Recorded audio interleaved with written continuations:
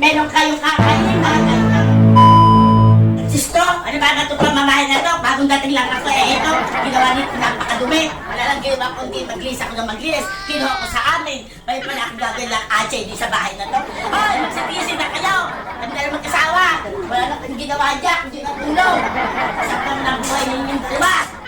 Kahit na ako sa inyo. Sobra na ang ginagawa niyo sa akin. Nay, ano ba yan? Aba, ito, nag-isip lang tayo. Baka mamaya, may dumatay. O, kinuha, katulad dito. O, dito pa nakalagay. Salas naman ito. Nanay, araw-araw ko na naman. Ayan, meron na. Ano ba kayo? Natutulog Ginawa ko dito. natutulog kami eh. Abuhan. Ay, natural. Kasi ayaw pa kayo. Sige, anong oras na? Abay, nako, alas 12 na. Natutulog pa kayo. O, ano? Siyempre, ako ay naaano sa inyo. Wala na kayong ginawa kundi kayo ay mag-ano. O, yan. Abay, magsasayang pa ako. Alas 12 na. May sasabihin niyo, nanay, anong pagkain? Anong ulam? Ba, kailangan tumalbaho din kayo. Oo, nagtatrabaho na. Ay, nako, hindi. Naunahan lang kami. Naunahan. Meron ba tanghali? Kami yung naglalagpas na. Baka Alas magkakasay ko po. pa. Ang paraan ninyo. Ayan naman, dalawa. Oo nga, alala na. So, kayo sa tabi. Wala kang ginawa kundi mag... Ano, takad na kayo. Lakad na kayo. Natural, wala na kayong ginawa. Oo nga. Alam nyo, ang tao, maagang magising. Hindi kayo tanghali na. Eh, nagano Kung kami. kumain namin hindi, kailangan ka rin ba? Kailangan kayo magising. Wala kayong ginagawa. kami. Teka lang na. Oo, ang paa mo, bakla.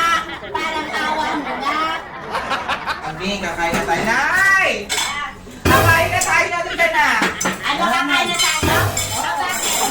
Teka, hindi ka dapat yung kumain. Dahil ako kayo marunong mag-usap. Kaya ako, nakakaano. Hindi. Kayo, hindi dapat kumain ng mabigat na plato. Kailangan kakain ka sa ibang plato. Kayo ito, kayo may nag-uusap. Hindi naman kayo nag-uusap ba?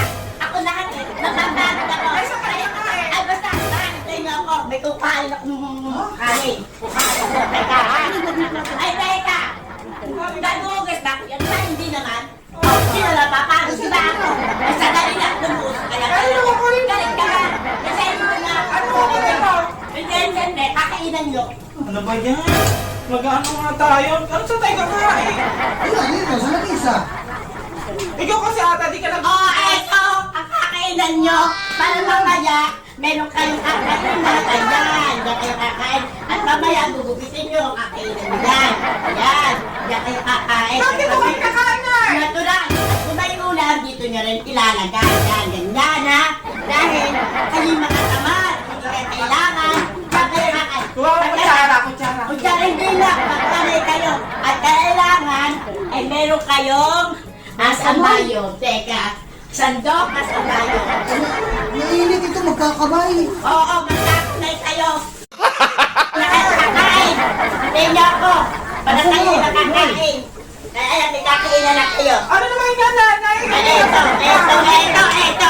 Para wala ng kutsara, wala ng tinidor. Ano gagawin mo kita, nanay? Kakainan nyo, kukuha ng kanin, at kayong kakakaman. Alis yan. Ang pinumempero na yun, hugasan. Wala kasi ang plastic dito ngayong baso eh. Kung meron, nakabila ko.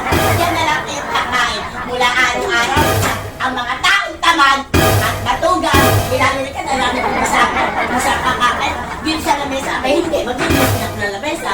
Kaya yan, dapat lang din na lang kayo kumain, ha? Diyan kayo, basta pa nga kumain dyan sa ano eh. Baka hindi kayo dito. Aba, oo, kasi hindi ako mabuo kasi, di ba? Kung bisita, eto, dito sa bisita naman to.